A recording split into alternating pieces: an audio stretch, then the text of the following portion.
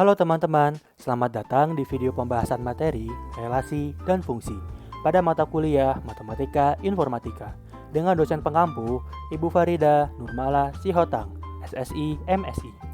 Sebelumnya, perkenalkan kami dari kelompok 13 dengan anggota Yahya Dian Prastio dan Melanda Putri Nabila. Matriks adalah susunan skalar elemen-elemen dalam bentuk baris dan kolom. Perhatikan matriks A yang berukuran 3x4 ini. Matriks di atas disusun oleh 3 baris elemen, yaitu 2506, 8754, 3118, atau susunan dalam bentuk kolom, yaitu 283, 571, 051, 648. Penjumlahan dan pengurangan matriks. Dua buah matriks dapat dijumlahkan jika ukuran keduanya sama. Misalkan, penjumlahan dua buah matriks A dan B berukuran 2x2. Hasil dari A ditambah B dapat diperoleh dengan menjumlahkan setiap elemen matriks A yang posisinya sama dengan setiap elemen matriks B.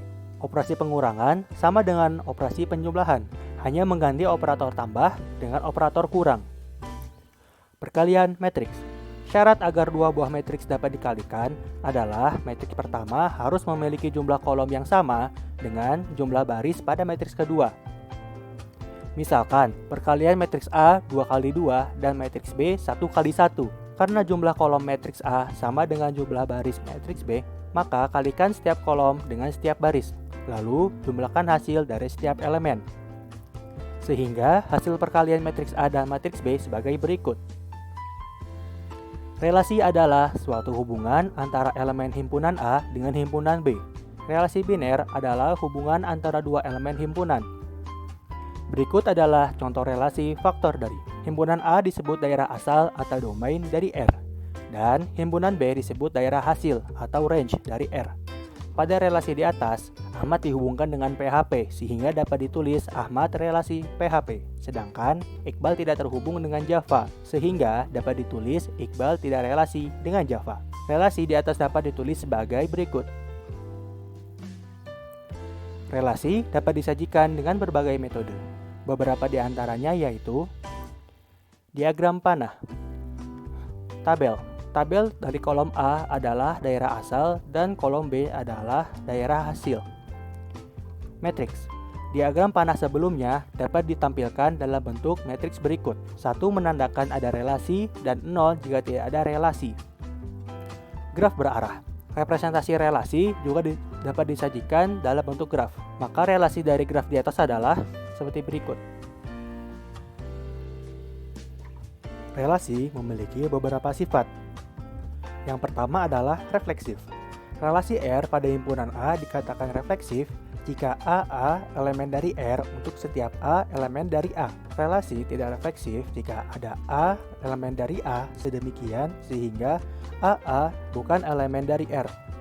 Yang kedua adalah setangkup. Relasi R pada himpunan A disebut setangkup jika AB elemen dari R dan BA elemen dari R. Untuk AB elemen dari A. Relasi tidak setangkup jika AB elemen dari R sedemikian sehingga BA elemen dari R.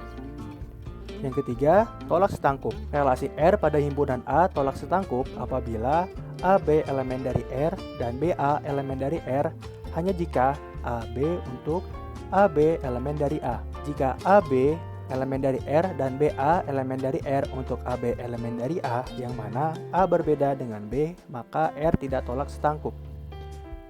Yang terakhir ada menghantar. Relasi R pada himpunan A bersifat menghantar jika AB elemen dari R dan BC elemen dari R, maka AC elemen dari R untuk ABC elemen dari A. Relasi inverse. Relasi juga dapat memiliki inverse. Misalkan, R adalah relasi dari himpunan A ke himpunan B. Inverse dari relasi R dilambangkan dengan R pangkat min 1. Adalah dari B ke A yang didefinisikan sebagai berikut. Komposisi relasi.